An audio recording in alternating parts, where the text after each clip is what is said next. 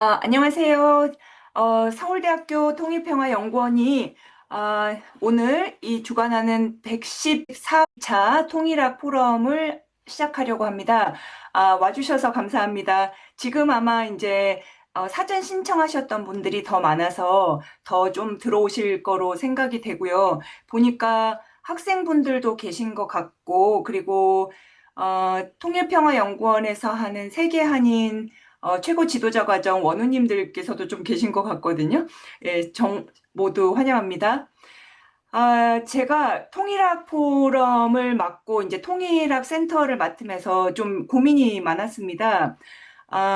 왜냐하면 요즘 남북 관계가 그다지 좋지는 않고 무언가 남북 관계가 역동적으로 뭔가 굴러간다든지 그런 것도 아니고 좀 평화 모드가 조성되고 있는 것도 아니고 좀 반대죠. 그래서 제가 통일학 센터장을 이번에 시작하게 되면서 고민이 좀 많았고요.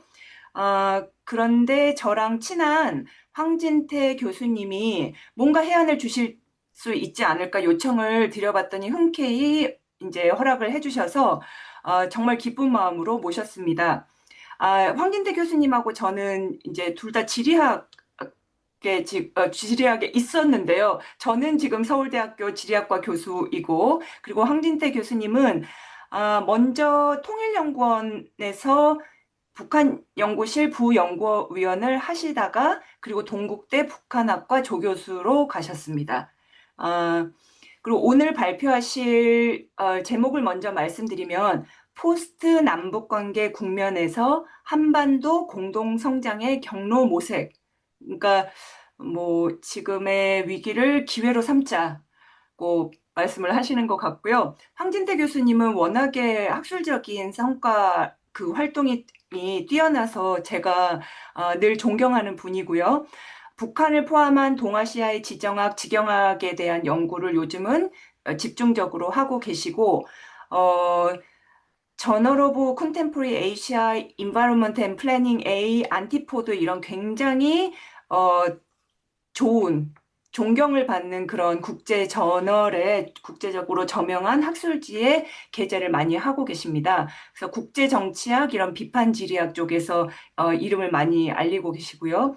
최근에는 기획재정부 연구 용역으로 북한 주요 재해, 재난, 취약 공감 및 대응 인프라 지도집, 그리고 통일부 연구 용역으로 한반도 평화 경제와 공동 성장 개념 정립 및 교육 활동 방안의 연구 책임을 맡았습니다. 그러면 이제 황진태 교수님의 발표를 청해 듣도록 할 텐데요.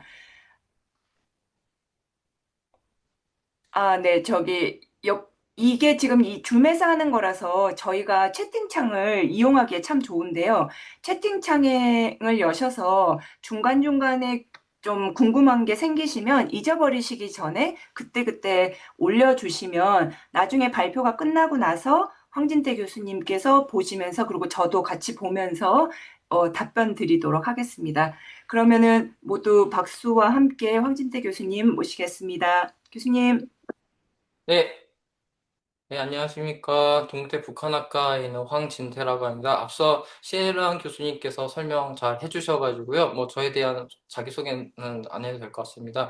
제가 어떤 분들이 들어오시는지 서울대 통평원의 인연은 이번에 통일과 평화에 뭐 다른 북한의 우크라이나 파병 관련된 논문이 나올 예정이어가지고요. 그런 거 인연 하나 있고, 작년에 김병러 교수님 있을 때 자문회의 때문에 좀 간 적이 있고 한데, 인연이 그렇게 많지는 않은데 그래도 이렇게 이번에 강연을 초청을 해주셔가지고 굉장히 기쁜 마음으로 받고 준비를 하게 되었습니다. 제가 지금 언뜻 어떤 선생님들 들어오시는지 살펴보다가 학계 선배님께서 오셔서 안 들어오셔도 될 것 같은데 홍승직 박사님도 들어오셨고 그리고 제가 직접 뵌 적은 없지만 김희아 다다시 선생님은 제가 되게 어렸을 때부터 석사과정 때부터 한국의 발전국가 관련된 논의서 또 연구할 때 많이 공부했던 교수님이셔가지고 그 또 성함 뵈서 이렇게라도 뵙게 돼서 되게 영광스럽다고 말씀드리겠습니다.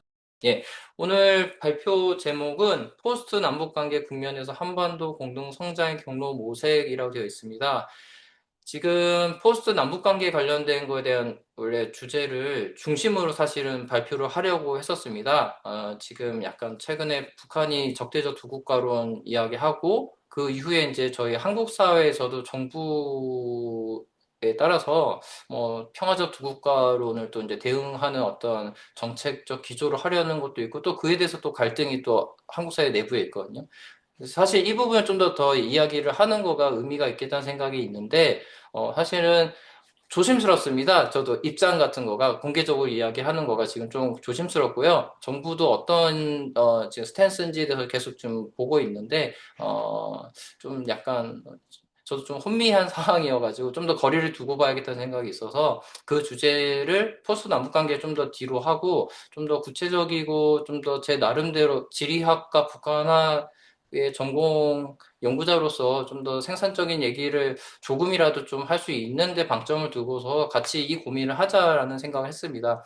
사실 오늘 발표하는 내용은 아까 신혜당 센터장님께서 소개해 주셨던 연구 영역인데요. 제가 통일교육원에 작년에 이제 이재명 정부가 이제 집권하고 나서 몇 달 있다가 국정 아젠다로 한반도 공동 성장에 대한 게 나왔습니다. 그래서 한반도 공동 성장이라는 아젠다가 나온 건 굉장히 고무적이라고 생각이 들었는데 사실 그 개념이 지금 어떤 정책적 차원에서나 학술적으로는 이게 채워져 있는 개념은 아니었었고 그런 상황에서 이 개념을 좀 개념화하는 거에 대해서 좀 의뢰가 왔어가지고 그거를 이제 흔쾌히 연구 용역을 수행을 했었습니다. 그래서 그 성과를 이제 또 최근에 다른 학술지에다 이제 다시 또 투고를 하면서 다시 또 이제 피드백을 받고 고민을 했는데 그거가 이제 이번에 오늘 소개하려는 내용이고요. 그래서 한편으로는 정부에서 그래도 어느 정도 지난 정권에서보다 지난 정권에서 좀 더 갈등이나 대립을 좀 더 강조했다면은 이번 정권에서는 좀 더 그래 북한하고 대화를 하고 좀 더 교류를 재개하고 싶어 하는 마음이 큰데, 그러한 상황에 대해서는 굉장히 긍정적으로 보면서도 좀 더 구체적인 방안에서는 어떤 고민을 우리는 계속 해야 될까라는 걸 좀 학자의 입장에서 한번 생각을 해 보았었고요. 그걸 어쨌든 정책적인 차원에서도 좀 더 구체적인 플랜을 제공하고 싶어가지고 그 용역을 했었고 그래서 한편으로는 정책적인 연구고 또 한편으로는 아카데믹한 연구의 고민입니다. 그래서 이거 선생님들 한번 고민을 하면서 여전히 뭐 너무 청사진이고 책상 위에서 쓴 글일 수도 있고 아니면은 그래도 좀 더 지금 상황에 변화된 상황에서 좀 더 그래도 고민을 실천적으로 정책적으로 했구나라는 평가를 받을 수도 있고 그건 저도 모르겠습니다. 그래서 일단은 제 생각을 공유하는 거에 방점을 두고요. 이 생각이 옳다는 건 없습니다. 정답이라는 건 없다고 생각이 듭니다. 다만 이러한 논의가 좀 더 지금 왕왕돼야 되는데 다만 지금 뭐 이란 사태도 있고 그리고 북한이 최근에 9차 당대 최고인민회의를 하면서 적대 두 국가론을 이야기를 다시 공고하게 하고 있는데 좀 더 남북 관계에 대한 관심이나 그 사회적 공론화가 돼야 되는데 지금 뭔가 조금 사회적 공론화가 좀 부족하다 보니까 또 정부에서의 어떤 스탠스도 조금 더 좀 더 시민사회하고의 관계가 좀 더 필요하다 생각이 듭니다. 그래서 그런 역할 속에서 좀 이야기를 담아보고자 했습니다. 제가 아마 한 40분 정도만 이야기를 집중적으로 해도 될 것 같고요. 원래 이게 풀페이퍼는 이제 곧 한국경제지리학회지라는 학술지에서 이제 곧 나올 텐데 그때 나오는 논문을 통해서 다시 좀 더 꼼꼼한 텍스트를 보고 오늘은 저의 그냥 생각의 방향 정도만 같이 공유하도록 하겠습니다. 먼저 문제의식입니다. 문제의식은 일단 북한의 적대적 두국가론이 선언하게 되면서 지금 많이, 남북관계가 고민이 많이 생겼죠. 지금 오른쪽에 있는 지도는 제 연구실에 붙어 있는 지도입니다. 그래서 제가 또, 보면 이거 김정일이 시기에 이제 만들어진 지도겠죠. 보면은 위에 뭐 김정일의 발언이 있고. 근데 이 지도를 보면은 당연히 이거는 북한의 입장인데, 한국의 영토까지 다, 북한 거죠. 보면은, 서해도 조선서해라고 했고, 동해 쪽에 조선민주인민공화국이라 써 있고요. 근데 어쨌든 김정일의 발언을 보면, 이 남쪽하고 민족으로, 통일되어 있다는 것을 강조하고 있는데, 입수하지는 못했지만, 이제 김정은이 이제 두 국가로 이제 발표하고 나서 이 지도가 이제 미디어를 통해서 나온 건데 보면, 아래쪽이 싹둑 잘라졌습니다. 한국은 그냥 중국처럼 똑같은 그레이 색깔로 해가지고 타국가라는 걸 명확하게 했죠. 그래서 이제 사실상 북한 자체만 국가로 보고 한국은 민족도 아니고 통일의 필요성도 없다라고 하는 두 국가론이 이 지도에도 반영된 것 같습니다. 굉장히 깝깝한 상황인 거죠. 그래서 이런 상황에서 제가 좀 고민하는 거는 어쨌든 한반도 공동 성장이 기존의 그 평화 경제 논의 김대중 정권에서부터 햇볕 정책에서부터 시작했던 이 평화 경제 논의가 평화 경제는 학술적으로도 발전된 개념이고 또 한편으로는 정책적으로 우리 한반도 사회에서는 매우 실천적으로 활용이 되었던 개념이죠. 근데 이 개념에 대해서 어떤 재평가가 특히 적대적 두 국가론까지 나오게 된 현 상황에서 다시 한번 좀 고민을 하고 나름의 비평도 해야 된다는 생각이 들었습니다. 거기에 플러스로 한반도 공동 성장이라는 좀 더 추가적이거나 보완적인 개념이 나오게 됐는데 어쨌든 이 개념을 좀 잘 살려가지고 앞으로 우리는 남북 관계를 어떻게 해야 될까 특히 경제와 교류 부분에서 어떻게 좀 하면 좋을까라는 생각을 좀 하게 되었었습니다. 어쨌든 여기 보면은 두 번째 줄에 얘기했지만 저희가 이제 평화 경제는 원래 굉장히 기능주의적인 가정이 있는 거죠. 그래서 경제 활동 같은 것들이 활발하게 되면 자연스럽게 어떤 지정학적인 갈등이라든지 정치적인 부분의 갈등도 좀 더 완화되고 궁극적으로는 통일까지도 갈 수 있겠다는 거였죠. 근데 그런 기능주의적인 믿음이 사실 지난 진보 정권들에서 시도했지만 여러 한국 한반도의 정세적 특성에 의해서 쉽지가 않았었고 그럼 이 상황에서 이제 좀 더 돌파할 수 있는 부분은 또 뭐가 있을까를 다시 한번 또 쥐어짜가지고 아마 고민을 했던 거가 이재명 정권에서는 아무래도 그 공동 성장형 개념을 제시한 것 같고 그럼 또 그거에서 학계나 또 정부 밖에 있는 여러 연구자들은 또 그걸 어떻게 좀 더 정책적인 차원에서 실제 실천적인 차원으로 좀 의미를 담아낼 수 있을까라는 상황인 것 같습니다. 그래서 아직 학술적으로 정립된 개념도 아니고 정책적으로 충분한 내용이 담아있지 않은 개념이지만 이 공동 성장이라는 걸 저는 좀 더 초기에 실제로 이제 추진하기에 앞서가지고 그 개념을 좀 잘 채워가지고 좀 더 잘 이왕이면 좀 잘 그거에 기반한 정책들이 좀 추진되면 좋겠다라는 바람을 갖고서 시작을 하게 되었습니다. 먼저 앞서 얘기했지만 평화경제 개념에 대해서 좀 간략하게는 좀 정리를 해야 될 것 같아서요. 얘기를 하고자 합니다. 지금까지 평화경제는 왼쪽 상단에 있는 내용을 중심으로 제가 읽을 텐데요. 평화 구축하고 경제 협력 간의 이런 지속적인 연계를 굉장히 강조를 했었습니다. 근데 결과론적으로 보면은 뭐 비핵화가 실패한 것도 관련되지만 사실은 선순환 구조를 형성하지를 못했던 부분이 있었고요. 그래서 이런 부분에서 사실 협력 자체가 아예 안 됐을 때 오른쪽에 상단에 있는 개성공단의 연락사무소가 폭파가 되고 그리고 원산에 있던 금강산 관광지구 시설이 이제 해체가 되고 이 호텔 해금강이 지금은 사라졌죠. 이런 상황에서 어쨌든 냉정하게 보면은 기존 평화경제는 학술적인 건 모르겠고 정책적으로 어쨌든 실패했다고 한계가 굉장히 많다는 거를 볼 수 있습니다. 이런 상황에서 새로운 개념의 필요성을 제기를 할 수 있을 텐데요. 어쨌든 현 단계 한반도 정세에서 경제 협력만 해가지고는 기능주의적으로 그게 다시 지정학적인 갈등이라든지 정치적 차원에서의 갈등을 해결하는 것으로 그렇게 선순환된다는 믿음이 안 되는 상황이 되었던 거죠. 이걸 다시 우리는 인지를 하고 인정을 해야 되고 그래서 북핵 문제, 제재 장기화 그리고 지금 북한의 이런 강경한 대남 노선 그리고 동북아뿐만 아니라 이란까지 연결되어 있는 전 세계적이고 전 지구적인 이런 갈등이 심화되는 구조적 요인 속에서 불확실성이 더욱 확대되고 또한 국내적으로는 매년 이제 통일연구원이든지 그리고 또 이제 우리 통평원에서 사실 조사를 또 하고 있죠. 통평원에서도 그런 통일 인식 조사를 보면은 계속 고꾸라치고 있습니다. 국민적 공감대가 통일이 필요해? 라는 거. 북한이 그렇게 얘기하지 않아도 우리가 진짜 같은 민족이라는 거에 대해서 젊은 세대에서는 한국 사회 안에서도 굉장히 그 부분에 대한 부정적인 의견이 증가하고 있습니다. 대내적으로 굉장히 어려운 조건이라는 거죠. 통일, 그리고 평화를 얘기하는 것이죠. 그래서 이런 상황에서 좀 더 지속 가능하면서 진짜 북한하고 한국, 남한이 어떻게 좀 더 지속 가능하면서 평화와 또 그 위에 다른 실익들을 좀 챙길 수가 있을까에 대한 중장기적인 전략이 되게 필요하다는 생각이 들고요. 제가 이야기를 하다가 놓쳤지만 이미 이 해금강 호텔을 해체하라고 얘기할 때부터 2019년에 이 노동신문 기사를 보면은 다음과 같이 이미 김정은은 이번 9차 당대에서만 선대에 대한 비판을 했던 거가 아니라 여기서도 김정일이 추진했던 남북 간의 이 경제 협력했던 사업들을 그 우존 정책에 굉장히 매우 잘못되었다라는 방식으로 이미 이렇게 비판의 어떤 서곡을 진행을 했었죠. 그래서 이번에 이재명 정부가 들어서면서 공동성장이라는 개념을 이 오른쪽에 있는 건 국정 아젠다 이번에 나온 거를 제가 캡처를 했던 거고요. 이 한쪽에 한반도 평화 경제 및 공동성장이라는 단어가 나왔고, 그래서 이 공동성장이라는 새로운 단어를 어떻게 채울까?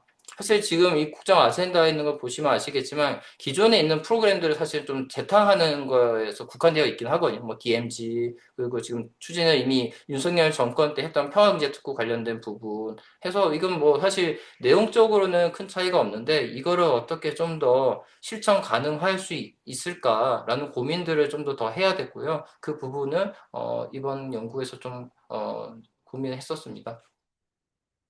그래서 공동성장을 저는 이제 여기서 개념화를 먼저 한 부분을 미리 이렇게 간단히 얘기를 하면, 왼쪽 하단에 밝혀놨는데요. 본 연구는 한반도 공동성장을 단순히 남한과 북한 간의 어떤 교류 협력의 양적 확대, 성장률 제고, 그런 기능주의적인 측면으로는 더 이상 이해하면 안 된다.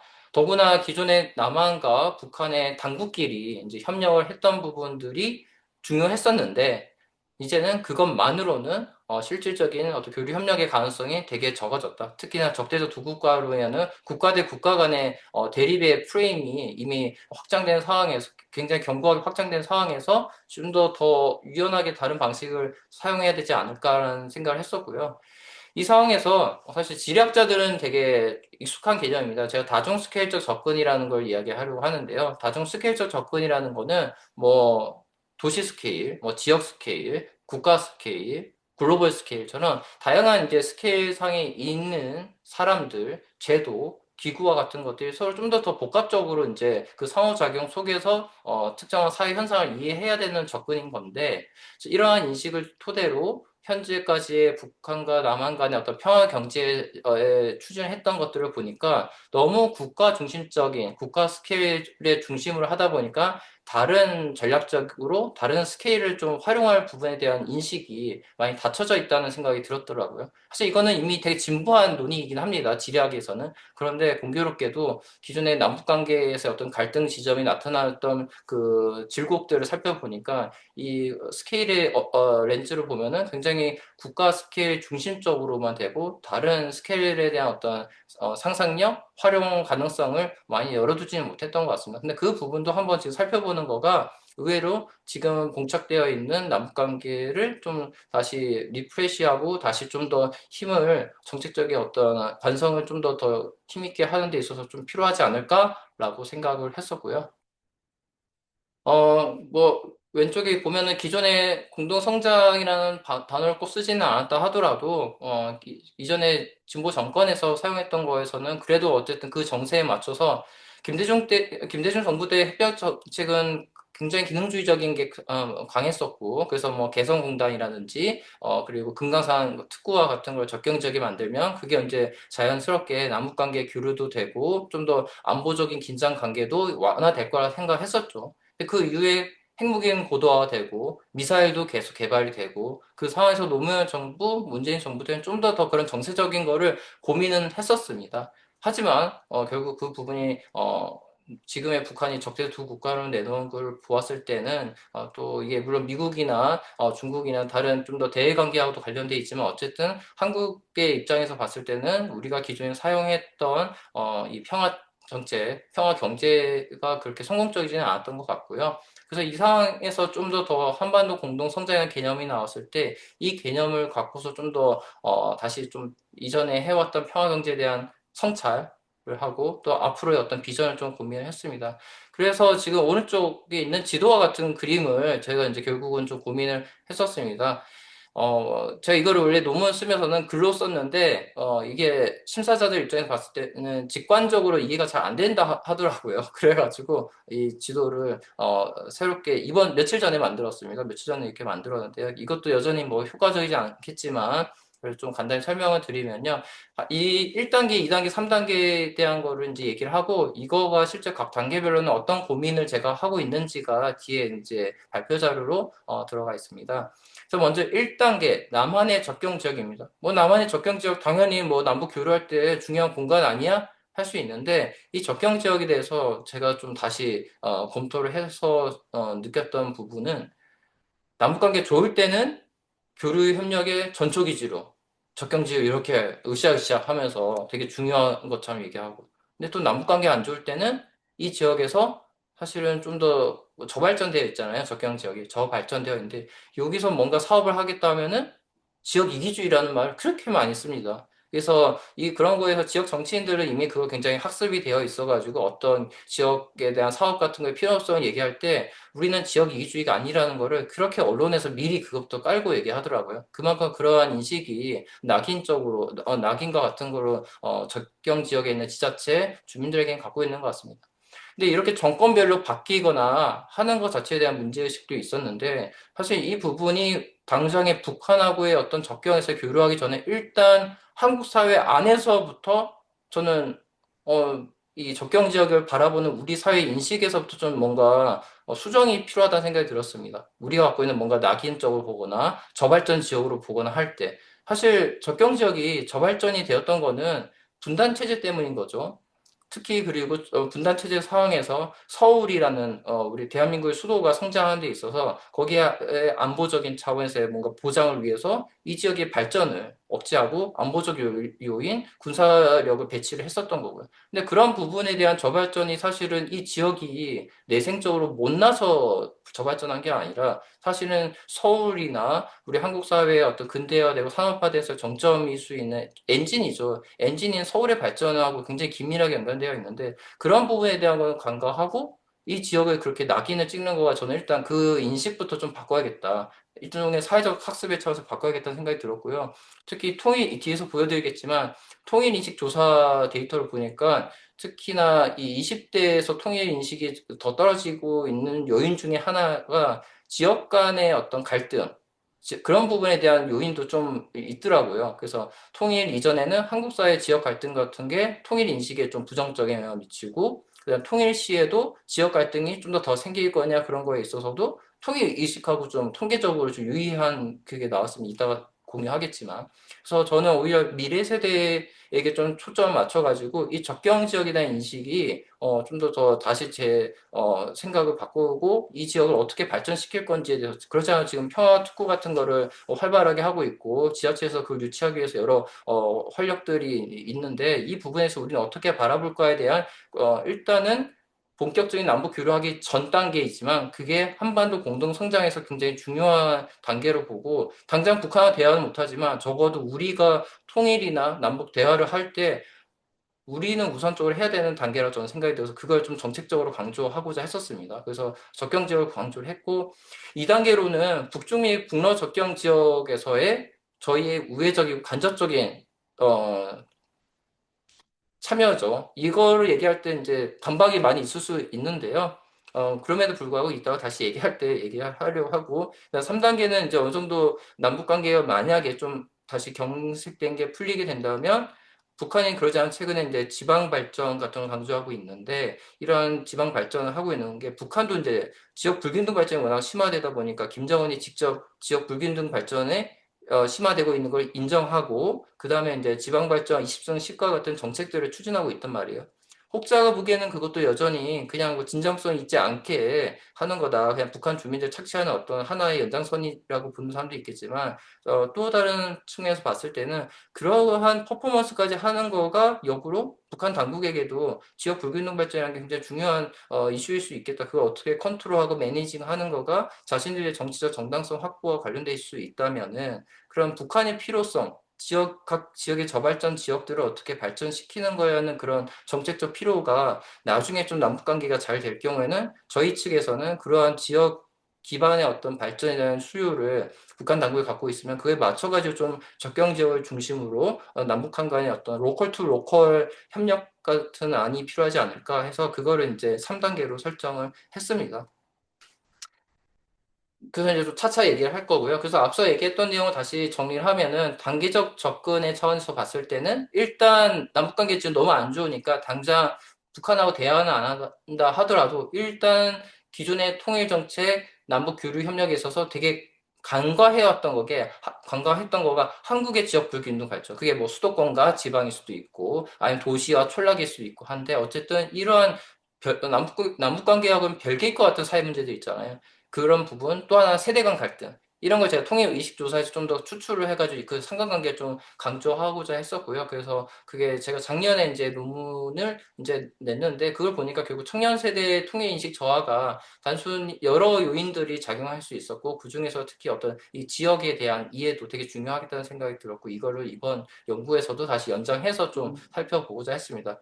그래서 제가 1단계에서 강조하고자 하는 바는 결국 남북대화 재개 여부가 지금 잘 되고 안 되고 상관없이 일단 한국 사회 구조적 문제 차원에서도 선제적 대응을 할 수 있으니까 접경 지역에 대한 좀 주목을 하자는 거가 있었고요. 다층적 차원은 아까 얘기했듯이 국가 중심적인 차원에서 이미 정치 군사적 긴장 관계가 너무 강화되었던 상황이기 때문에 때로는 원래 기능주의적 접근이 가정했던 것처럼 국가가 가장 자원도 많고 사람도 많고 하니까 남북관계 대화할 때 효과적일 수 있죠. 짧은 시간에. 그런데 어쨌든 저희가 겪었던 지난 한 20년을 보면은 결국 정치 군사적인 위기관계가 너무 격화된 거가 또 한편으로는 국가 대 국가 간의 관계에서 발생했기 때문에 좀 더 다른 공간적 스케일에서 정책을 좀 추진하는 방안을 해야 되지 않을까 하는 거가 아까 앞서 드렸던 그림의 시각화가 되었고 그걸 좀 더 풀어서는 이렇게 이야기를 좀 작성을 했습니다.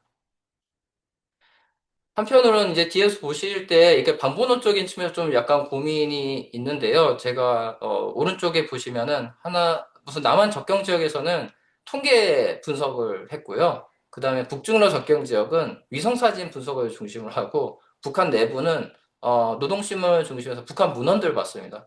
굉장히 혼재되어 있죠. 보통의 학술 논문의 어떤 방식으로 한다면은 사실은 이 반본어는 하나 정도 좀 더 담백하게 해서 그걸 일관되게 각각의 스케일별로 해야 되는데 제가 이 연구를 하면서는 그게 쉽지가 않더라고요. 그래서 아래 하단 오른쪽 하단에 있는 표와 같이 그런 자료 접근의 어떤 현실의 한계, 그다음에 그 정보의 필요성 같은 걸 통해서 뒤에서 볼 때 좀 갑자기 왜 통계 얘기하다가 갑자기 또 위성 사진 보고 해서 좀 헷갈릴 수 있을 것 같은데 이러한 고민이 있었고요. 근데 이 세 가지 스케일을 또 제가 얘기한 거를 왼쪽을 보시면은 또 한편 그 임의적인 거 아니야? 라고 생각할 수도 있겠죠. 근데 그런 거에 대해서는 제가 이제 작성한 거에서는 현재 남북 관계에 대한 현실적인 인식, 그다음에 혹여나 하지만 대외 관계의 어떤 변화, 가능성에 따라서 그거에서 좀 유연하게 좀 더 단계별로 저는 고민했던 거가 1단계로는 남한 접경지역 고민이 있고 2단계는 북중러 접경지역 고민, 그다음 세 번째가 이제 북한의 저발전 지역에 대한 이제 고민이었습니다. 그게 이제 북측 접경 지역 포함해서고요. 물론 이거는 제가 생각하는 가상적인 것에서 가장 현실적이라 생각하는 거고 만약에 북한이 당장이라도 적대적 두 국가로 내리고 일단 북미 대화부터 시작해서 뭔가 남북 간의 대화도 열리게 되면 북한 저발전 지역부터 우선이 되지 못하는 방법은 없겠죠. 근데 어쨌든 제가 지금 보고 있는 정세 상황에서는 남한 접경 지역, 북중러 접경 지역, 그다음 북한 저발전 지역과 같이 좀 고민을 해보는 게 맞지 않을까 생각이 들었고요. 그리고 아까 국정 아젠다에서 보면은 사실 남한 접경 지역 중심으로 이야기가 되어 있습니다. 그 한 페이지에는. 그리고 조금 더 확장하면은 아마도 금강산이나 DMZ 그리고 개성을 감안해서 북한까지도 좀 결국 남북 간의 접경 지역 중심으로 이제 사업들 기존에 했던 것들이 있는데 이게 어떻게 보면 좀 더 우리가 갖고 있는 상상력이나 그 부분에 제한이 되어 있다는 생각이 듭니다. 기존의 평화 경제 차원에서 지난 20여 년 동안 추진했던 정책들이 너무 남북한의 접경에만 너무 몰두한 부분이 있는 것 같고 이 부분에서 좀 다시 생각을 좀 튀어야 될 수 있겠다는 현실적인 상황이 두 국가론이 그렇게 되었던 것 같고요. 그래서 제가 이제 다른 심지어 북중러 접경까지도 좀 더 진지하게 생각하게 되었던 것 같습니다. 그럼 먼저 1단계 남한 접경 지역부터 보려고 합니다. 어, 접경 지역 하면은 이제 보통 우리가 생각하는 거는 아까 얘기했던 북중러도 얘기할 수 있겠지만 우리에게 가장 익숙한 곳은 DMZ가 있고 한 남북한의 접경 지역이겠죠. 근데 특히 이 남한의 접경 지역에 대해서 저는 여기서 공동성장의 전 단계라고 이렇게 얘기를 했습니다. 이거는 당장의 남북 간의 교류가 현실적으로 쉽지 않은 상황에서 계속 그 부분을 가정한 정책들을 만들면은 그게 실천 가능성이 쉽지는 않을 것 같고 현 정세에서 일단 그런 외부의 요인에 가장 적은 영향을 받으면서도 이게 남북 관계 교류 확대 나중에 통일과 관련해서 너무 필요하다는 거를 정책적으로 좀 더 논리적으로 좀 확고히 하는 부분이 필요한 생각이 들었습니다. 그래서 그 부분 때문에 저희가 적경 지역이 그냥 도돌이표로 동업 반복 이야기한 거가 아니라 그러한 여러 가지 의의들을 더 구체적으로 밝히고 그거를 통계적인 차원에서 또 이제 조사한 거를 밝혀가지고 다시 적경 지역의 중요성을 뒷받침하려고 했었고요. 이거는 학술적인 논문에 물론 이렇게 학술적인 논문으로서의 형식으로 이렇게 작성했지만 사실은 그 지자체들이나 적경 지역에 좀 더 그러한 정책들을 추진하는 데 있어서 지역 이기주의, 그런 어떤 낙인으로부터 해소시키면서 좀 더 그 추진을 독려하고 싶어 하고 격려하고 싶어 하는 연구자로서의 그런 부분이 있었습니다. 그런 지구력을 키우게 하는 데 있어서 또 논리를 제공하고 싶었던 거에서 이걸 좀 고민했습니다.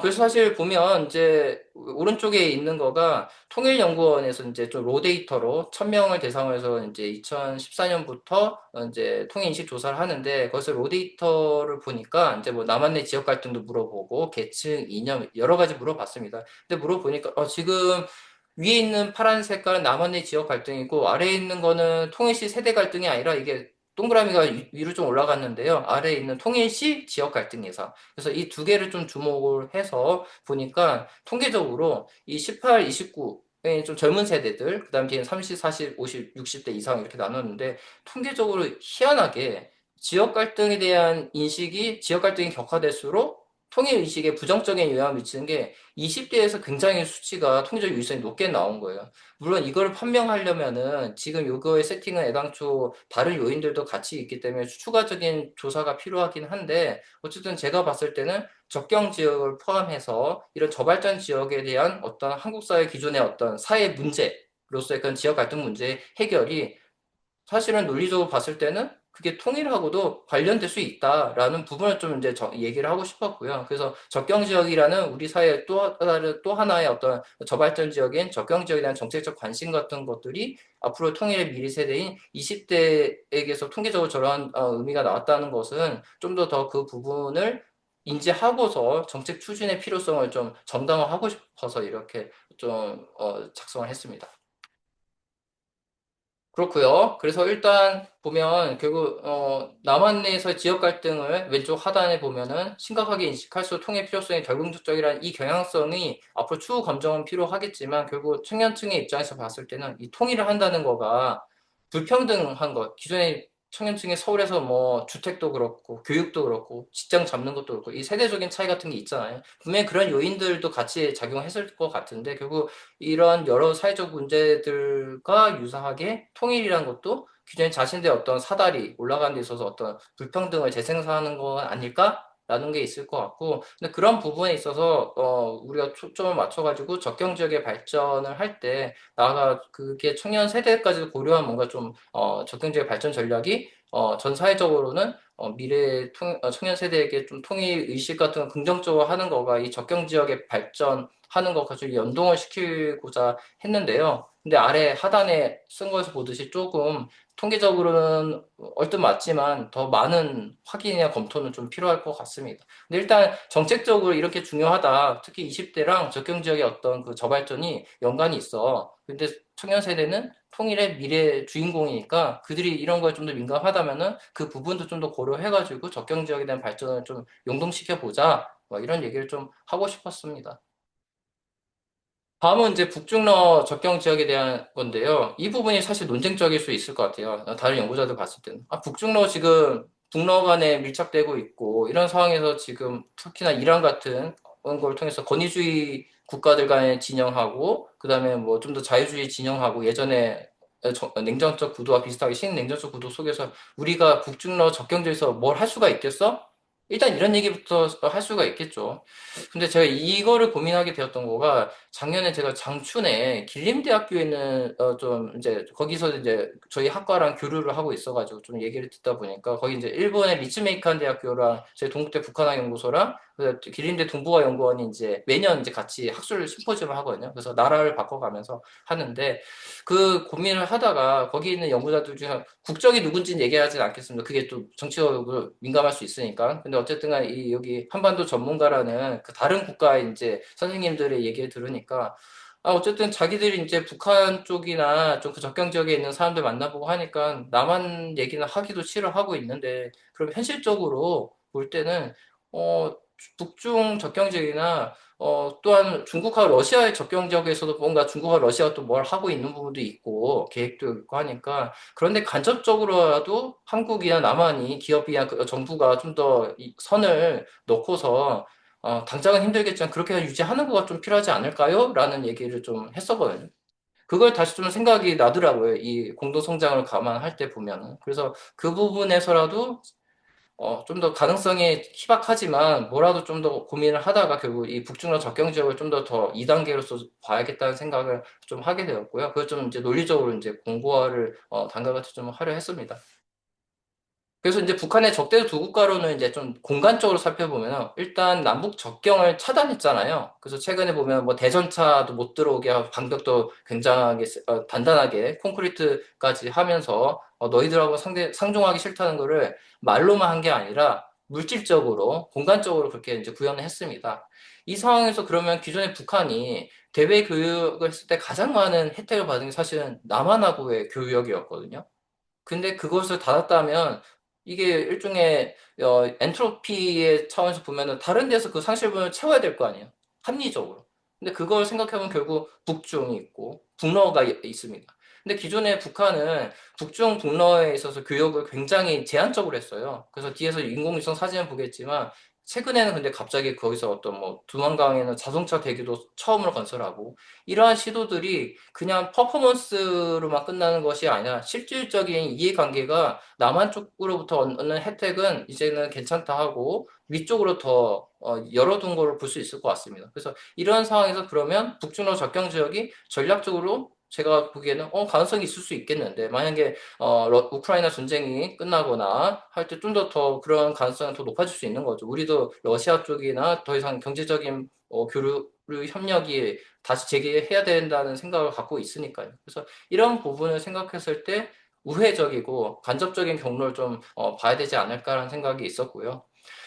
그리고 사실 이러한 고민은 이재명 정부의 공동 성장이 처음은 아닙니다. 이미 노무현 정부의 평화 번영 정책에서도 동북아 공동 번영을 남북 공동 번영과 메타포적인 측면일지 모르겠지만 어쨌든 그걸 포괄하려고 했었고, 문재인 정부도 동북아 플러스 책임 공동체라는 걸 통해 가지고 어쨌든 북한이 중국하고 러시아의 관계가 있기 때문에 그걸 통해서 좀 더 다시 전략적으로 위의 공간을 활용해야겠다는 얘기는 있었는데 사실 이게 담론 쪽으로만 그쳤고 실질적인 고민까지는 가지는 않았던 것 같습니다. 그런데 되게 흥미로운 부분이 지난해 12월에 그 두만강 개발과 관련된 GTI가 있잖아요. 굉장히 오래되었던 GTI 관련된 거. GTI 관련된 회의가 있었는데 그게 모스크바에서 있었고 그때 기획재정부에서 이제 또 갔었고 얘기를 했는데 제 논문에서는 그 얘기를 담았는데 GTI가 어쨌든 북한은 진작에 이제 탈퇴를 했었지만 러시아나 중국은 여전히 몽골도 같이 해서 이 국가들은 여전히 남아있단 말이에요. 그리고 북한이 복귀하기를 계속 촉구를 하고 있고 그래서 그러한 GTI 같은 게 이 북중로 접경 지역에서의 경제 발전과 관련된 플랜이기 때문에 그러한 GTI에 대한 적어도 북한은 모르더라도 중국하고 러시아가 관심이 있다는 거는 반드시 진영적 외교 차원에서 봤을 때 한국을 그냥 미국, 일본 이쪽에 묶고 북한은 중국과 러시아를 묶는 이 진영적 사고로만 보기에는 좀 더 다른 네트워크적인 사고가 필요하다는 생각이 좀 들었었고요. 그게 우크라이나 전쟁의 한창인 지난해 12월에 있었던 걸 보면은 그래서 이런 부분에 있어서 저희가 좀 더 국가 대 국가 간의 갈등도 분명히 있지만 또 한편은 다른 스케일에서의 유연한 부분에 대한 어떤 전략적 공간을 더 발굴해야겠다는 생각을 좀 했었습니다. 그래서 이거 위성사진을 얘기하는 거는 그러한 플랜을 바로 구체적으로 하자는 건 아니지만 가장 최근에 있던 어떤 분석 위성사진들을 보면은 그래도 이 부분들의 의미가 있을 수 있겠다. 합리적으로 완전히 닫혀져 있는 건 아니겠거니 하는 걸 좀 직무적으로 읽는 정도만 참고하면 될 것 같습니다. 먼저 상단에 있는 신압록강대교는 이제 단둥하고 신의주를 연결하는 대교이죠. 근데 신압록강대교가 2010년대 중반에 완공이 되었지만 지금까지도 개통을 하지 않는데 여러 요인이 있겠죠. 여러 요인이 있겠지만 여기서 또 하나 중요한 거는 북한이 굉장히 신중하게 국경을 관리하고 있다는 거죠. 지금까지. 지금까지 그랬는데 근데 지금 만약에 거기에 변화가 생긴다면은 이거는 제가 앞서 얘기했듯이 뭔가 두 국가론 차원에서 남쪽하고의 협력이 막히면서 잃게 되는 경제적 베네핏을 위쪽으로 올라가서 기존에 좀 더 통제를 했었지만 좀 더 개방하거나 좀 더 열린 자세로 국경을 열고 러시아, 중국하고 교류할 수 있지 않겠냐 생각을 한 겁니다. 그런 문제의식에서 최근의 변화를 봤을 때 좀 저는 의미가 있는 거가 물론 지금 보이는 위성 사진은 신암록강대교가 이제 그 남신의주로 진입하는 그 길목에 있는 도로입니다. 근데 이게 사실은 코로나 시기 때 포장이 이제 내부 도로가 되었거든요. 포장화되었는데, 작년이죠. 2025년 상반기부터 이제 지금 제가 사각형으로 표시한 부분들이 있는데, 이 지역에 다시 또 건물들이 만들어지고 있는 거예요. 이게 세관과 관련될지는 모르겠지만, 어쨌든 이런 동향이 확인되고 있는 부분, 그리고 다른 이제 연구원에서도 이제 단둥 갔다 오면 나서 현장 확인을 하면은 2년 전에 신의주에 큰 홍수가 발생했을 때 그거에 대해서 구체적인 관영 매체나 북한의 관영 매체나 중국에서는 얘기하지는 않지만 사실은 단둥 쪽 기반하고 있는 어떤 기업들이나 어떤 그런 지원들이 신의주의 그 온실 농장을 재건하는 데서도 상당한 투자가 있는 걸로 이제 인터뷰 같은 거에서 확인되는 걸 볼 때 여기서도 이제 이전만큼 경직되지 않은 또 다른 이제 좀 더 초국가적인 북중 간의 활력이 좀 더 있지 않을까라는 생각이 들었습니다. 그래서 이런 부분들을 다시 한번 좀 생각을 제가 앞서 얘기했던 가능성의 어떤 리트머스를 좀 보려 했고요. 근데 좀 더 중요한 거는 아래 하단에 있는 북러 관계인 것 같습니다. 북러 관계는 정말 북중 관계에 비하면은 최근까지 중요하지 않았죠. 우크라이나 전쟁 발생하기 전까지. 그게 상징적으로 도로 친선 교류를 통해서 볼 수 있는데, 우리 기존에 있던 북중 간에 있는 조중 친선교는 철도뿐만 아니라 도로도 어쨌든 같이 되는 기능이 있었는데, 도로 친선교는 도로 기능은 아예 없고 철도밖에 없었습니다. 그만큼 이 물질적이고 인프라의 차원에서 봤을 때는 그 중요성이 중국에 비해서 러시아는 굉장히 북한의 입장에서는 적었다는 거죠. 제가 코로나 시기 때 이제 러시아 대사관의 인원들이 빠져나갈 때 그거가 너무 흥미로웠는데 바로 저 도로 친선교에서 철도의 그 기차가 아니라 이 손으로 이렇게 해가지고 움직이는 거 있지 않습니까? 옛날 인디아나 존스에서 그런 장면들 영화 보면 나오는데 그걸 통해 가지고 이 대사관 직원들이 짐을 싣고 넘어가는 장면이에요. 그만큼 교역이 정말 없었다는 걸 상징적으로 보여줄 수 있는 사진인데 그런데 바로 이 조용했던 공간이 작년에 두만강 자동차 대교를 하겠다면서 지금 상당히 올해 이제 거의 착공이 다 되겠죠. 최근에 북한 쪽하고 러시아 쪽에 상판이 서로 이제 붙어가지고 이제 거의 이제 완공 준공이 다 되는 걸로 보고 세관 건물도 훨씬 더 건설이 양쪽에 다 되고 있고요. 이걸 보면서 사실 한반도 전문가들 중에서 예측하는 것 중 하나가 우크라이나 전쟁이 끝나면은 북러 관계 다시 그렇게 뭐 활발하지 않을 거고 여전히 지금 북중 관계에서의 교역이 95% 차지하기 때문에 중국이 여전히 중요할 거다. 러시아 그렇게 중요하지 않을 거라 얘기하는데 저는 이걸 보면서 그렇게 생각하지 않거든요. 이 두만강 자동차 대교라는 거를 건설하게 되었다는 거는 북한이 기존에 국경을 통제하는 데 있어서 굉장히 많은 결심을 한 거라 저는 생각이 듭니다. 이 부분에서.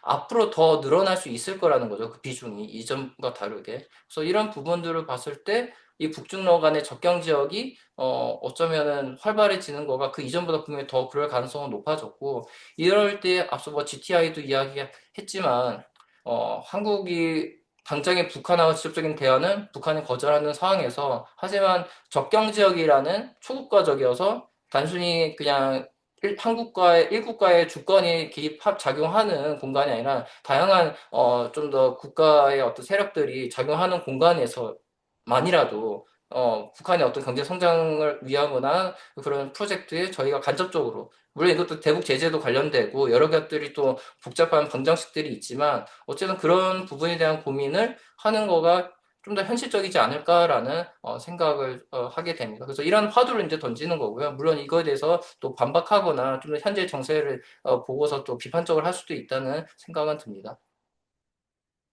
끝으로 이제 북한하고 남한이 이제 직접적으로 좀 협력할 수 있는 부분, 로컬 투 로컬 협력의 가능성에 대해서 좀 더 이제 보려고 하는데요. 그래서 이게 3단계로 제안을 했었습니다. 제가 지금 시간이 몇 분 정도 더 쓸 수가 있을까요? 한 10분 정도 써도 안 늦을까요?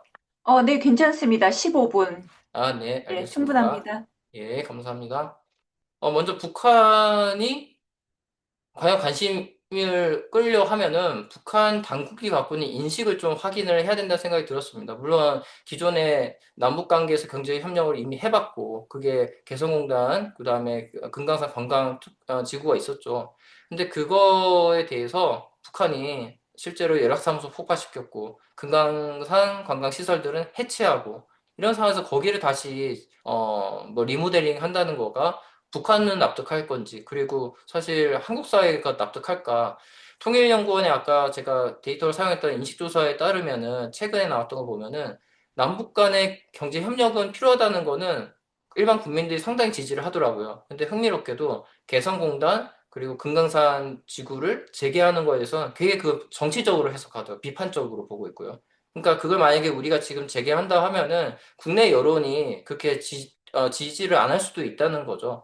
근데 어쨌든 그런 부분을 감안할 때 그러면은 접경 지역에서의 재계 남북 협력을 할 때 좀 더 현실적으로 뭐가 좀 다른 아이템이 있을까라는 좀 고민을 하게 되었고요. 그래서 궁극적으로는 저는 이제 접경 지역에서 좀 더 저발전, 특히 군 단위, 이게 밀리터리가 아니라 행정 단위로서의 읍 위에 있는 군 단위에 좀 더 작은 지역 스케일에서 또 협력 가능성을 좀 볼 수 있지 않을까. 이게 앞서 1단계에서의 접경 지역에서 제가 남한 쪽의 지자체들의 어떤 발전에 어떤 이니셔티브를 좀 지원하겠다는 거 마찬가지인데 남한 쪽에서의 지역 기반한 좀 더 바텀업의 힘이 있으면 북한에서 좀 더 그런 부분들에 대한 수요, 물론 북한은 뭐 전제 국가고 전체주의 국가고 다 위에서 아래로 하는 거 아니냐 하지만 그럼에도 불구하고 거기서 아래로부터의 어떤 수요, 힘 같은 거 좀 더 포착하려고 했습니다. 그래서 그런 부분이 매칭이 된다면은 이후에 좀 더 로컬 투 로컬도 그렇게 어 현실 가능성 없는 뜬구름 잡는 소리는 아닐 수도 있겠다라는 생각을 해서 좀 제안을 해보려 했고요. 일단 북한의 저발전 지역을 좀 포착을 해야 될 것 같았습니다. 그래서 저발전 지역에 대한 인식, 북한 당국이 진짜 저발전에 관심이 있을까? 여태까지 북한은 다 보면 사회주의 문명국이라 했고 사회주의 낙원이라 했고 했으니까 이 말은 기존의 자본주의 국가들의 어떤 도시를 비판할 때 북한이 많이 노동신문 보면은 농촌과 도시 간의 격차가 심하고 이거는 자본주의 현상이다. 막 그렇게 얘기를 해요. 옛날부터. 예, 그렇게 얘기를 했는데 그 말은 자기들은 그렇지 않다는 거죠. 우리는 그런 도시와 농촌의 차이, 뭐 평양과 지방 간의 차이 그런 거 없다. 다 누린다. 그 선전선동만 측면에서 보면은 그건 다 헛소리라고 볼 수 있겠죠. 헛소리인 거 알고. 그런데 그 부분이 최근 들어서 기각이 되기 시작했던 것 같아요. 그래서 저는 그 부분을 좀 더 이제 주목을 하려고 했고요. 왼쪽 하단에 보시면은 최근에 북한의 불균형 발전 인식에서 좀 결정적인 게 2021년에 사회주의 전면 발전론을 제기하면서 김정은이 직접 이제 얘기를 했죠. 사실은 불균형 발전 부분이 불균등하다는 걸 인정을 했고, 그 다음에 그래서 모든 분야, 모든 지역이 동시적이고 균형적인 발전이라는 걸 직접 언급하면서 사회주의 전면 발전이 굉장히 균형 발전론의 차원에서 얘기를 했습니다.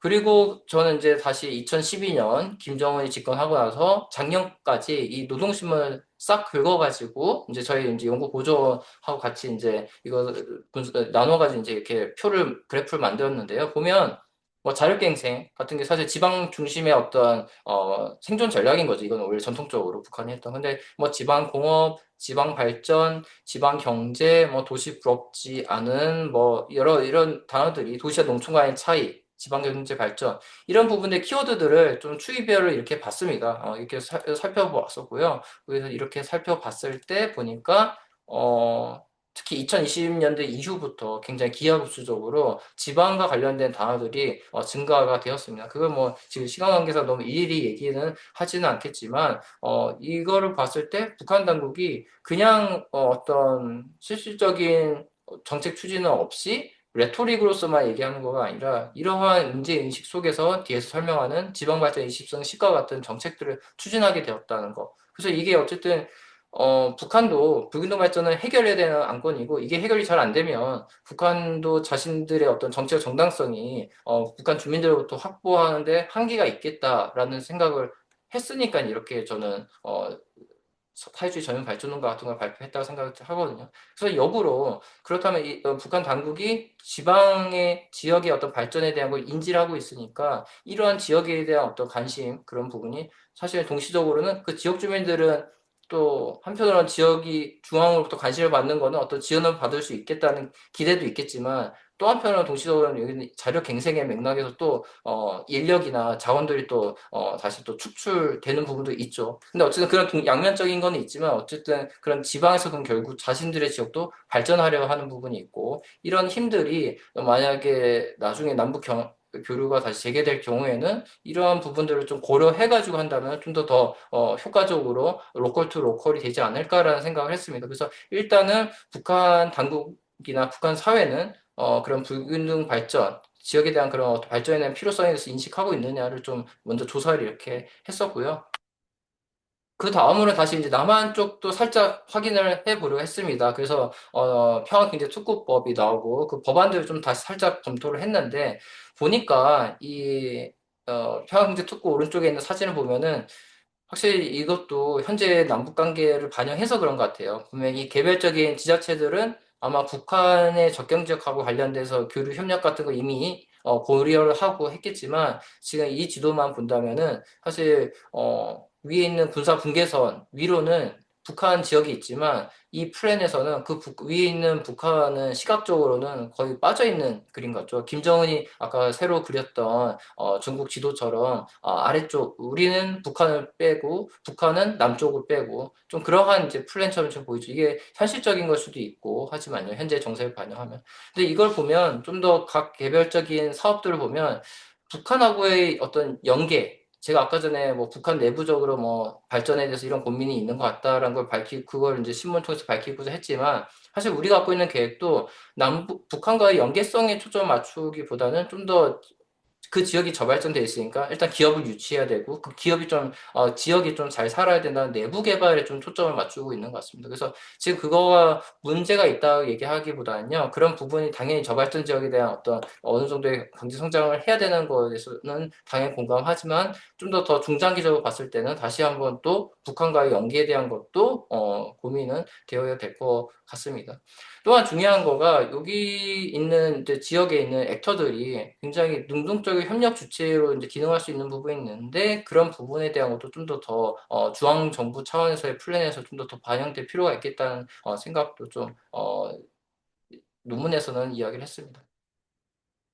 끝으로 이제 저발전 지역인 북한이 어떤 플랜을 지금 최근에 하고 있느냐는 걸 간단히 소개하고 이게 로컬 투 로컬 남북 협력까지 갈 수 있지 않을까라는 좀 약간의 상상을 좀 해보려 했습니다.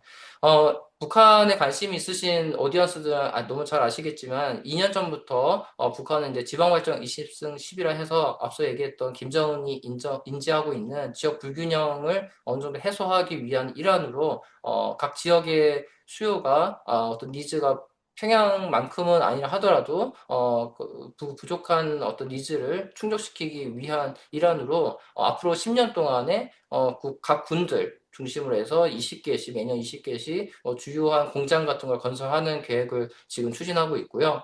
그래서 지금 보면은 2024년, 2025년에 어떤 지역이 이렇게 됐다가 굉장히 전국적으로 지금 되고 있다는 것을 보여주고 있습니다.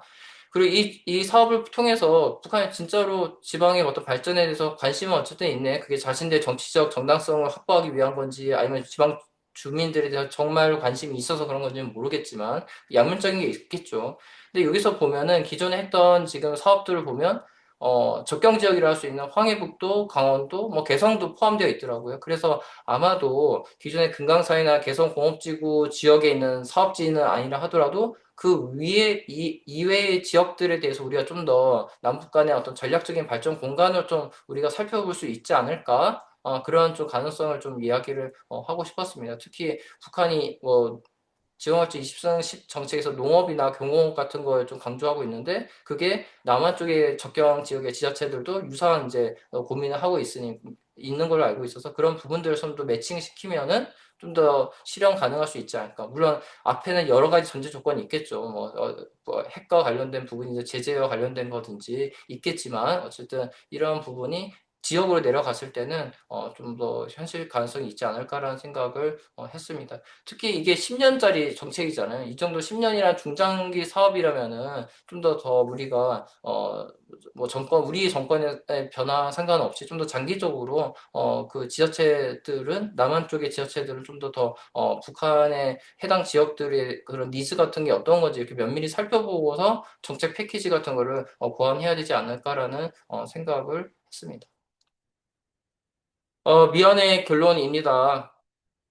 지금 한반도 이제 공동 성장을 제가 이 개념에서는 기존 평화 경제의 어떤 패러다임이 굉장히 국가 대 국가 중심이었던 거가 사실 좀 쉽지 않았다는 거 결과론적으로 봤을 때 그래서 좀 더 어떻게 보면은 학자로서 좀 발버둥인 것 같아요. 그래서 어떻게라도 조금 더 다시 풀 수 있을까? 조금이나 그 틈새 공간을 발굴하려던 게 저의 고민이었던 것 같습니다. 그게 다중스케일적 접근이라는 한국적 언어를 통해서 이제 얘기를 했지만, 저도 이제 북한학을 하면서 그런 현실적인 고민을 어떻게 해서든 조금이라도 더 진전시키고자 그렇게 했었고요. 그래서 접경 지역, 저발전 지역, 이 초국경 공간을 좀 더 현 정권에서 새롭게 나온 한반도 공동성장 정책 개념에 좀 그 중요성을 좀 불어넣고 싶었고, 그게 조금이라도 평화 경제가 정말 좀 작동을 잘 할 수 있게 할 수 있지 않을까라는 생각을 했습니다. 그래서 지금 보니까 지도 예전 거 이제 찾아보니까 남북한 연결되어 있는 거 운동권의 좀 지도긴 한데, 어쨌든 지금 김정은이 그렸던 그런 분단된 지도를 보다가 갑자기 좀 다시 한번 이런 지도를 찾게 되어서 같이 공유를 드렸습니다. 네, 여기까지 일단 하고 또 선생님들 디스커션 뭐 질문 같은 거 듣도록 하겠습니다. 예, 긴 시간 들어주셔서 감사합니다. 감사합니다. 네, 저도 들으면서 상상을 해보기도 하고, 그리고 또 답답하죠. 지금 이제 이런 식의 모색을 하는 것밖에 할 수가 없어서요.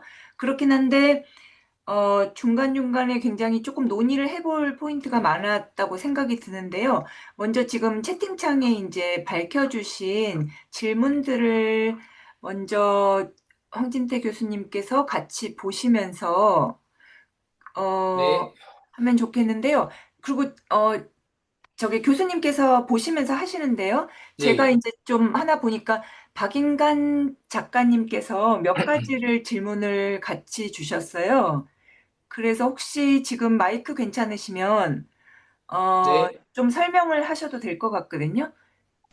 특히 아, 첫 박인관 번째, 선생님이 말씀하시라는 거죠, 지금? 아니요, 예, 박인간 작가님이요. 예, 예. 예. 그 첫 번째가 다중 스케일적 접근 중에 예술적 분야의 접근인데 예술적 분야를 다중 스케일로 얘기하는 걸 말씀하시는 건가요? 아니면은 남북 관계에 있어서 예술적 분야에서 다중 스케일 접근을 얘기하시는 건가요?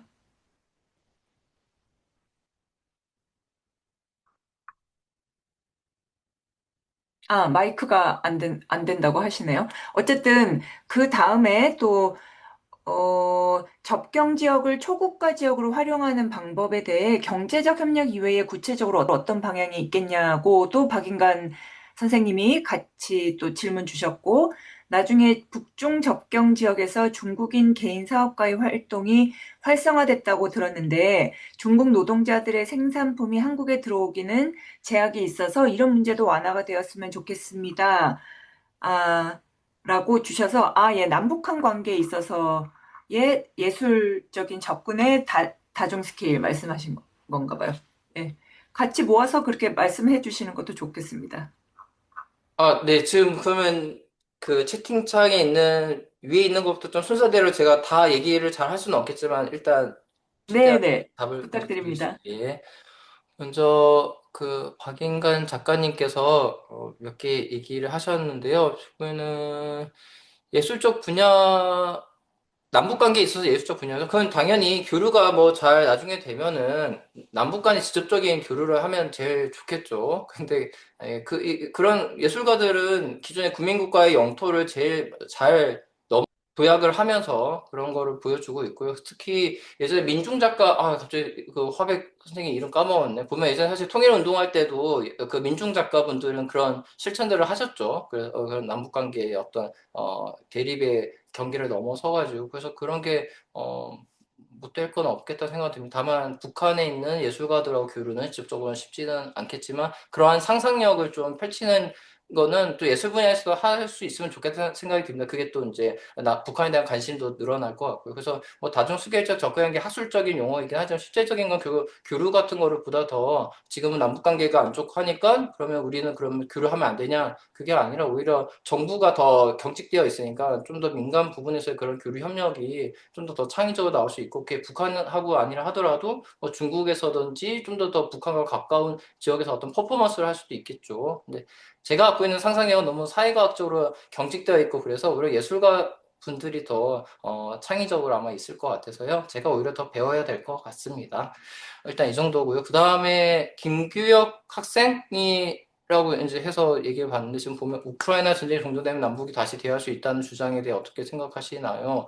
아니요, 저는 그렇지는 않을 거, 더 많은 단계들이 있을 거라고 생각이 듭니다. 우크라이나 전쟁 종전되었다고 해서 지금 북러와 맺은 조약이 사라지는 건 아니잖아요. 그만큼 상당히 교류를 하겠다는 거를 감안하고 저는 북러 관계도 전쟁 이후까지도 좀 감안한 조약이라고 생각이 듭니다. 그 무게가 가볍지가 않고요. 제가 작년에 퍼시픽 리뷰라는 데다가 이제 노동신문 분석을 통해 가지고 왜 북한은 러시아와 이렇게 갑자기 긴밀해질까라는 거를 썼는데 단순히 그게 어떤 경제적 차원에서의 무기 교환을 넘어서는 부분도 저는 있다고 생각을 했거든요. 특히 북한이 대외관계에서 중요하게 얘기하는 가치가 자주인데 북한은 그 자주의 가치 때문에 해외에 파병하는 거나 미국 기지 같은 거 두는 거 굉장히 비판했거든요. 근데 그거랑 모순되게 파병을 했잖아요. 자신이 옹호했던 그 자주의 가치. 근데 그거는 그걸 넘어서는 만큼의 베네핏이 있으니까 그런 거라 저는 판단하고 있습니다. 그래서 그런 상황에서는 남북 관계는 앞서 얘기했지만 두 국가로는 쳐서 남북 관계의 문제일 수도 있지만 그 이외에 좀 더 식민지적 구도일 수도 있지만 북한이 중국하고 러시아하고 긴밀화되는 것도 중요하거든요. 그래서 그거는 북한이 남한하고 관계 상관없이 중국하고 러시아 관계를 더 긴밀하게 하는 그 모멘텀이 따로 존재하는 생각이 들어서 종전 이후에도 북한이 남한하고 당장 대화하기는 쉽지 않을 거라는 생각이 듭니다. 그러려면 여러 가지 계기들을 돌파해야 될 것 같아요. 아까 얘기했던 사실 핵군 축 같은 건 몰라도 핵보유국 지위 인정 이런 부분들하고 다 얽혀져 있어가지고요. 그것까지는 여기서는 오늘 얘기하기에는 시간도 그렇고 너무 범위를 넘어설 것 같습니다. 강의 자료 공유 그다음 있는데요. 이거는 논문이 아마 이제 한국경제지리학회지원에서 곧 나올 거여가지고요. 거기에 나오게 되면 보시면 되지 않을까 싶습니다. 네. 그리고 다음에 김규 학생이 또 다시 얘기했는데 그러니까 제가 여기서 얘기했지만 남북한 민간인끼리 만나는 것이 극도로 경계하고 있잖아요. 김정은이 심지어 반동사상 문화 배교법 같은 것도 만들고 있으니까 그건 쉽지 않고 제가 얘기하는 이 3단계의 상황은 굉장히 많은 앞에 턱걸이가 있고 그것들을 넘기고 나서 가능할 것 같긴 해요. 그렇지만 어쨌든 저는 가설적으로 했고 다만 이전에도 남북한의 어떤 교류는 있었잖아요. 예술가들 간 교류 같은 게 그게 북한 당국의 허가에 의해서 하는 거지만, 근데 그런 부분까지 가기가 어쨌든 지금은 너무 많이 북한이 그거를 부담스러워하고 있거든요. 우리의 갖고 있는 문화 자체가 그들에게는 무기로 인식이 되고 있습니다. 체제를 위협하는. 그래서 그런 부분이 있어서 지금은 쉽지는 않지만 그런 가능성을 어쨌든 저는 열어두는 거는 해야 된다는 생각은 해서 이 발표에서 로컬 투 로컬 협력을 이야기했고요. 네. 박인강 선생님 얘기했던 초국가 지역으로 활용하는 방법의 경제 협력 이해 구체적 방향 이것도 아까 유사한 것 같은데 예술가는 예술가의 영역에서의 교류 협력이 있을 것 같고요. 제가 했던 건 경제 협력 부분만 얘기했지만 다양한 분의 상상력 같은 것들이 한국 사회에서의 공론화가 되는 거에 저도 좀 기대를 하고 있습니다. 또 김규혁 선생님이 얘기했던 거는 규전 선지역 말고 국중 접경 지역에서 남북 협력 사업을 하는 게 더 현실적이지 않을까요?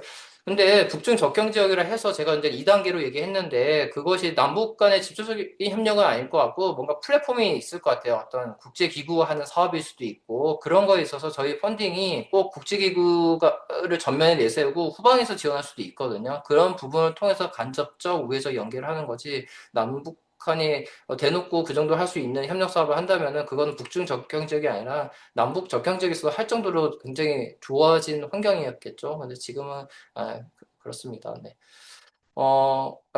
거의 저 질문이 유사하네요. 그래서 보면, 그래서 방현 선생님이 질문하고 김규 학생이 많은데, 지금 보면, 일단 충실하게 제가 답을 다시 하겠습니다. 북중 접경 지역에서 중국인 개인 사업가 활동이 활성화되고 있다고 들었으면 중국 농장 행사는 분명히 한국에 들어오기 시작. 이건 제재와 관련된 거는 제가 판단할 수 있는 부분은 아닐 것 같습니다. 이거는 어쨌든 최근에 미국이 또 제재 어떤 부분을 또 완화시킨 게 있잖아요. 이런 부분들에 대해서 또 국가 간의 부분에서 여러 또 국제기구, 유엔 이렇게 복합적인 게 있어서 제가 이 부분은 좀 더 세밀하게 얘기할 수 있는 전문가는 아니어서 이 부분에 대해서는 좀 말씀을 못 드릴 것 같아요. 김기호 학생이 얘기했던 북한의 민주화 그건 뭐 저는 동의하고요. 근데 그 민주화가 어떻게 될 건지에 대해서도 또 여러 고민이 있죠. 급진적으로 될지 점진적으로 될지. 그렇죠. 어쨌든 김기호 학생이 이렇게 얘기한 거에 대해서는 존중합니다. 시애틀에서 오셨네요. 학부술 절정 입장에서 불투명한 북한 내부에 대한 정보를 북중 교류 같은 시한 접근 실용성이 있을까요? 일단은 북한 내부의 정보가 어떤 정보 관련된 게 뭐 북중러 관련된 교류에 대한 정보인지 아니면은 북중러 교류를 통해서 북한 내부의 어떤 특정 정보를 확인할 수 있는 건지 모르겠는데 어쨌든 이게 약간 좀 제가 이해가 지금 딱 되지는 않아가지고 죄송하지만 어쨌든 북한에 읽는 부분이 쉽지가 않죠. 정보가 블랙박스와 같으니까. 그래서 제가 노동신문 같은 걸 통해서도 이렇게 아까 북한 당국의 지역에 대한 어떤 저발적 인식을 좀 도출하려고 하고 이런 시도는 좀 계속 필요하다 생각이 들어요. 그냥 노동신문이나 조선중앙TV는 독재 정권의 어떤 그냥 선전 매체다 하고 미리 단정하고 그 내부에 있는 자료들을 갖고 있는 굉장히 풍부함이 있는데 그걸 좀 무시해도 안 된다는 생각이 들거든요. 그게 뭐 그럼 북한을 뭐 옹호하는 거냐? 그건 절대 아니거든요. 어쨌든 사회과학적인 차원에서 봤을 때 북한의 정책 변화를 보는 데 있어서는 노동신문은 다른 매체, 다른 북한의 문헌들에 비해서는 굉장히 깨끗합니다. 왜냐하면 매일 발간이 되고 그때그때 정세에 대한 이야기 같은 게 있고 하니까 북한 당국도 굉장히 신경 쓰고 있고 그런 부분은 정책적 일관성이라는 거가 있어서요. 그래서 그런 부분에서 봤을 때는 일단은 관영 매체부터 보고 남북 관계 좋아지고 하면은 실제로 뭐 북한에 가가지고 현장 답사도 하고 하면 얼마나 좋겠어요. 당국자들 인터뷰도 하고요. 근데 현실에서는 쉽지가 않죠. 그다음에 여선주 선생님께서 얘기하셨던 말라리아 감염에 대해서는 전 10분 공감합니다. 이미 말라리아 감염과 관련해가지고 남북 교류 협력을 했었죠, 예전에. 그래서 실질적인 효과도 얻었었고요. 근데 이게 남북 관계가 어쨌든 지정학적이고 군사적인 차원의 갈등이 심화되다 보니까 이때 접경지에서 말라리아 감염병 서로 없애는 것에 대해서 노력했던 거가 효과가 있었지만 그런 어떤 교류 협력의 가치 중요성이 많이 지금은 주변화가 되어 있어서 많이 아쉽죠. 네. 그렇게 생각이 듭니다. 하지만 그 필요성은 다시 제기가 된다면은 너무 중요한 아이템 중 하나입니다. 네. 마지막으로 이제 또 이렇게 보면은 애초에 군사지역과 지뢰가 모여있는 지역에서 경제구역 건설하는 것은 무리가 아니었나 생각하는데 그런데 우리가 9.19 군사 합의 관련된 거 얘기를 할 때 문재인 때 그걸 얘기할 때도 그랬고 그다음 개성공단 할 때도 그렇고 보면 서로 간에 워낙 여기가 분단 이후에 군사력이 집중되어 있었잖아요. 북한도 남한이 침공할까 봐 겁을 먹고 남한도 북한이 어쨌든 서로 약간 제수의 딜레마 갖고 여기 상황에서 가장 합리적인 방법은 군사력을 강화시키는 것밖에 없었겠죠. 최전방 지역에서. 근데 어쨌든 개성단을 만든 거는 북한의 영토였단 말이에요. 어쨌든 이 영토란 말 또 이게 그러면 북한은 국가를 인정한 거냐 그런 논쟁을 안 했으면 미리 사전 차단을 자기 검열하고요. 어쨌든 북한의 어쨌든 영토 안에서의 그걸 만드는 거기 때문에 그때 거기에 되게 많은 뭐 기갑 사단 같은 걸 북쪽으로 이전했단 말이에요. 그들의 입장에서 봤을 때 굉장히 전략적 손실일 수 있는 거죠. 불안할 수 있는 거고. 근데 그런 결정을 했잖아요. 이렇게 함으로써 좀 더 남북 관계에서의 군사적 긴장은 약화된 거예요. 좀 더 완화되었던 거예요. 그런 결정들이. 9.19 군사합의도 마찬가지예요. 9.19 군사합의, 그때 문재인 정권이 했을 때, 전 여전히 군사합의 그거 다시 복원해야 되는 거라고 지금 주장하고 그런 입장이긴 한데, 또 한편으로는 우리나라의 국방 입장에서 봤을 땐 그 당시 그거 관련돼서 군 쪽에 있었던 분들의 얘기를 들으면은 또 성급하게 하다 보니까, 빠르게 하다 보니까, 진짜 우리의 어떤 국가 안보 차원에서는 좀 더 취약한 부분들도 있었다는 것도, 그런 것들을 좀 더 엄밀하게 해야 되는데, 그런 아쉬움은 얘기했었거든요.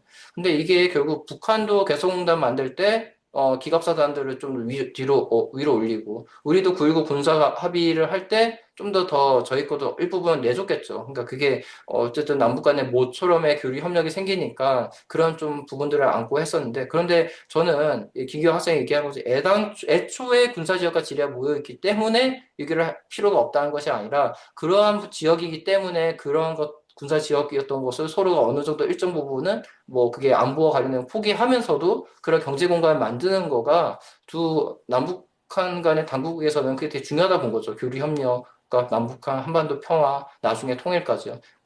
그래서 이제 구1 군사 합의는 다시 재개가 되어야 되고 좀 더 우리가 갖고 있던 안보적인 부분에서 너무 취약하지는 않게 하면서 군사 합의가 복원되어야 되고 특히 지금처럼 남북 교류 협력을 아예 대화를 안 하겠다는 북한의 입장에서 봤을 때는 지금 9.19 군사 합의조차도 어, 굉장히 달콤한 시절처럼 이제 보일 수 있을 정도가 된 것 같아요. 그래서 어쨌든 그런 부분에서 다시 한번 남북 간의 고민을, 대화를 해야 되는 거에 저도 강력히 촉구를 합니다. 네, 일단 질문 채팅에 했던 거에 대해서는 최선을 다해서 답한 것 같습니다. 네. 아이고, 감사합니다. 발표하는 거 이어서 계속 또 보시느라고, 숨도 좀 못 돌리실 것 같은데요. 숨 좀 돌리시고, 이제 여기에서 이제 그 마이크에 대고 말씀하셔도 되고요. 또 방금도 이제 질문이 하나 들어오긴 했는데, 저도 몇 가지 좀 짚자면, 아까 그 청년 세대가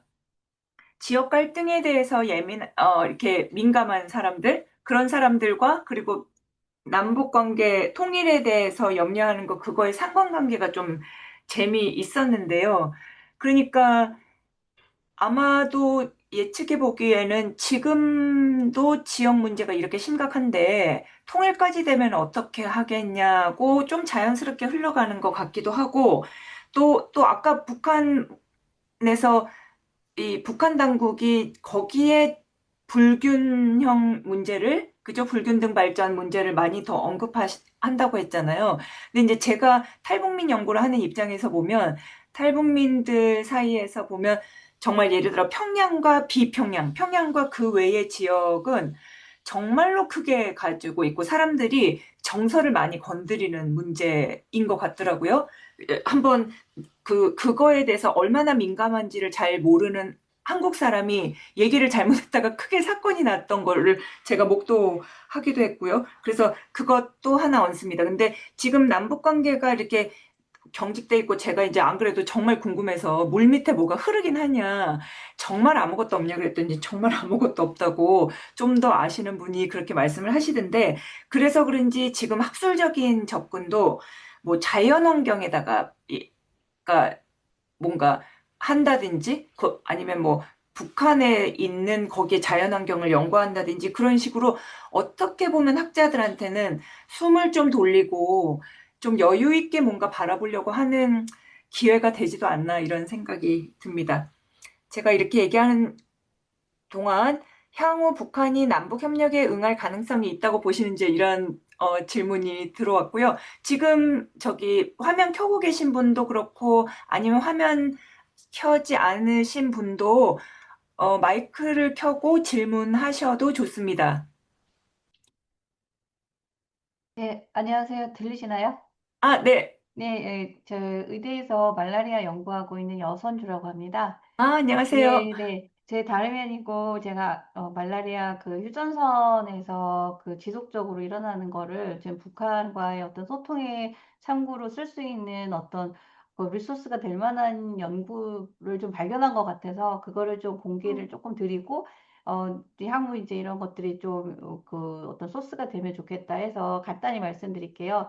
제가 사실 그 그 말라리아 모기를 통해서 이제 뭐 사람한테 들어오는 감염 경로를 차단하는 그런 연구를 하다 보니까 모기가 필요해가지고 말라리아 모기가 어디 있나부터 해서 자생지를 찾다 보니까 휴전선 접근 그 지역에 가서 이제 말라리아 생태 환경을 이제 이해를 한 연구를 한 4, 5년을 했습니다. 그랬더니 그 생태 환경이 좀 독특해가지고 잘만 그 환경을 그 환경 팩터를 잘 이용하면 이렇게 스파팅을 해가지고 그런 말라리아 모기 개체수를 줄여 나갈 수 있는 그런 전략이 나오겠더라고요. 그래서 이제 논문도 내고 했는데 이제 그런 자료를 논문을 내면 북에서 이렇게 보시더라고요. 이렇게 온라인으로 어느 나라에서 이렇게 읽으셨는지가 보이잖아요. 그래서 보면 북에서 의외로 그런 말라리아 모기가 어디 사는지, 어떤 환경에 있는지를 관심이 되게 크신가 보다. 이제 이런 걸 알게 됐어요. 그래서 이거를 알려드리고, 이 향후 이제 이 북에서 혹시 이제 이런 말라리아 생태 환경을 조금 이렇게 다 같이 공동으로 이렇게 확장해서 쉽게 뭐 그런 말라리아에 대한 전파를 차단할 수 방법을 할 수 있다라고 이렇게 전달이 된다는가 하면은 굉장히 관심을 주지 않을까 하는 생각이 들고 있습니다. 그래서 지금은 뭐 제가 이렇게 공개적으로 이런 부분에 사실 잘 모르지만 이제 제가 찾았던 이런 자그마한 성과를 이제 이렇게 전달을 드리고자 합니다. 아, 네. 재밌는 연구 결과 알려주셔서 감사하고요. 그럼 선생님, 그거를 좀 더 어떻게 그 북한에도 할 연결 통로를 찾아보려고는 하셨나요? 그리고 황진태 교수님은 도쿠멘트 좀 주시고요. 제가 북에 어떻게 할 수 있는 건 없고, 이제 통일부에서 그 기후 관련해 가지고, 그 카톨릭에서 그 한반도 그 감염병에 대한 그런 앞으로의 그런 방향에 대해서 토론을 좀 요청을 해서 제가, 공개 토론을 한번 해드렸고요. 그리고 그 북한과 한국이 어떻게 감염병을 대응해야 되는지, 이제 막 지금 미국에서도 사실 철새로 이렇게 인체가 감염되는 그런 이제 사실 조류인플루엔자가 그 미국의 문제가 아니라 시베리아 쪽을 통해서 이제 철새가 이렇게 갖고 내려오거든요. 이제 북한, 남한 이렇게 남쪽으로 이렇게 왔다 갔다 하면서 글로벌하게 확산이 되고 있는데 그 철새들의 움직임들을 같이 모니터링을 하면서 거기에 있는 이제 철새들이 이렇게 배변이나 이런 거를 확보를 해서 바이러스나 이런 감염병 원체를